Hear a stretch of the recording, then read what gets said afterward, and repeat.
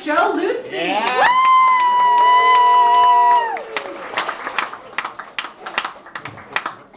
Alrighty, how we doing tonight? All right.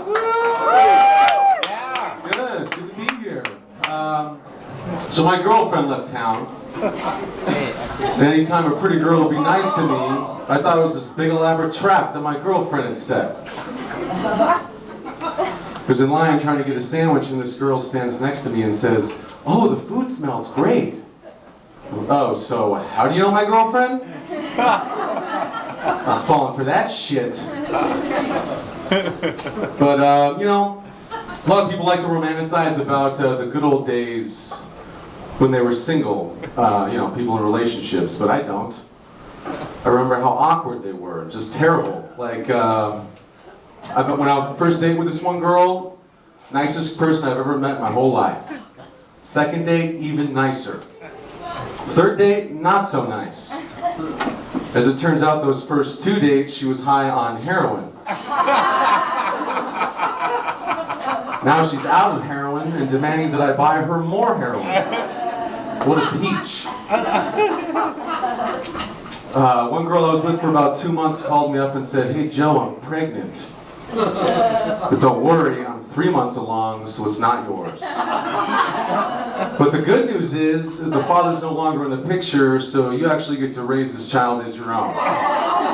What a treat for me, wow. Another girl complained of me being distant while I was inside of her. I don't know how much closer I can get. Inside of you right now. But I'm not trying to say I'm better than anybody else, you know, I got my own issues too. I got some anger problems, and I choose to blame my parents. So every time I talk to them on the phone, I have to exercise so much patience, I have none left for the rest of the world. For example, my dad, bless his heart, is starting to forget doing things like having firewood delivered to my house as a present. Now, assuming he remembered ordering the wood, when it arrived, I texted him something cryptic like, "The eagle has landed." His response to that was, "Does that mean you're high on something, son?"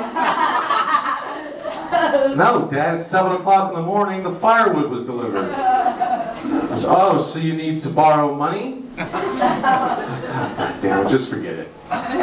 Therein lies the anger problem. I don't have any patience for anybody. Especially at the gym. The old guys in the gym locker room who feel it's appropriate to blow dry their ball sack in front of everyone. Yeah, what's going on here?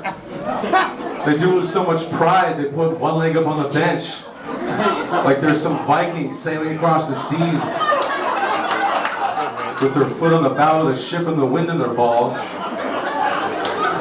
like some perverted version of Captain Morgan. And road rage.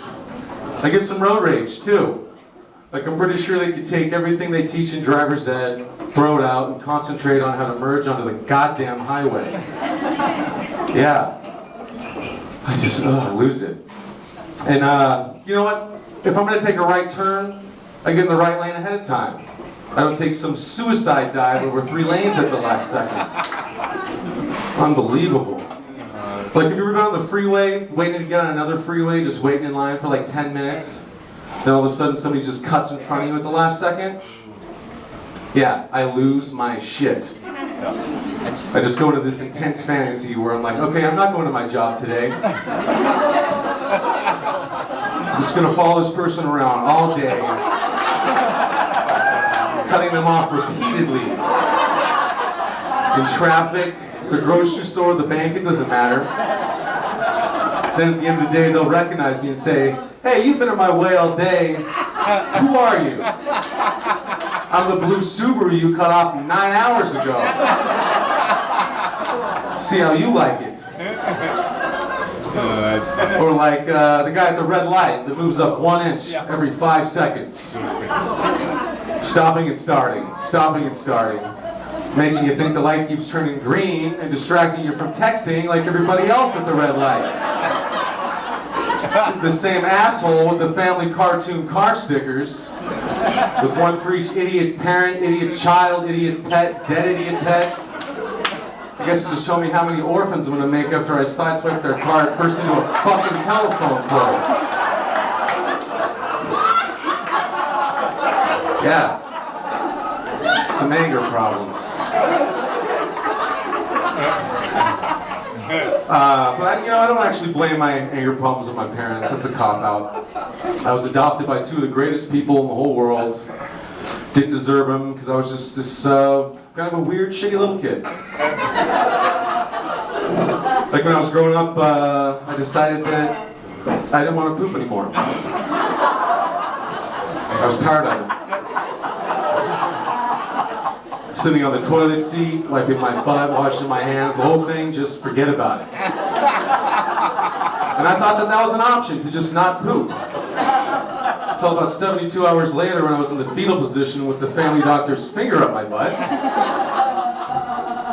Learned things the hard way.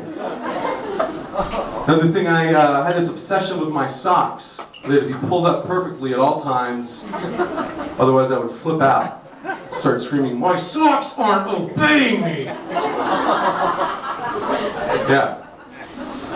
One night I went into the bathroom with the lights off to brush my teeth with what I thought was toothpaste. Yeah, it turned out to be Preparation H instead. Yeah, I brushed my teeth with the lights on now.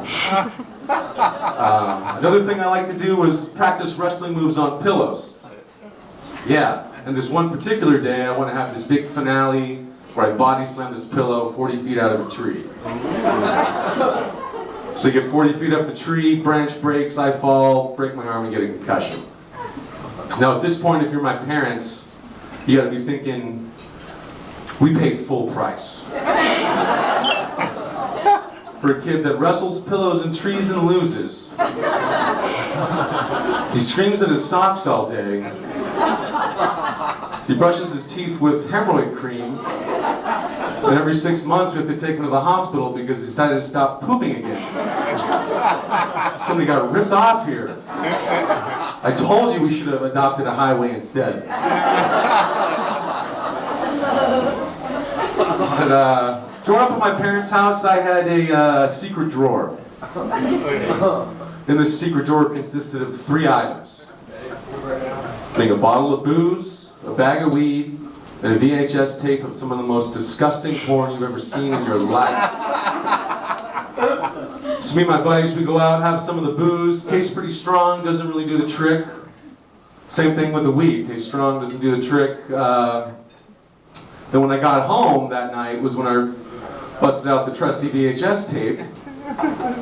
It was in that moment that I realized my parents had found my secret drawer. I replaced the booze with vinegar.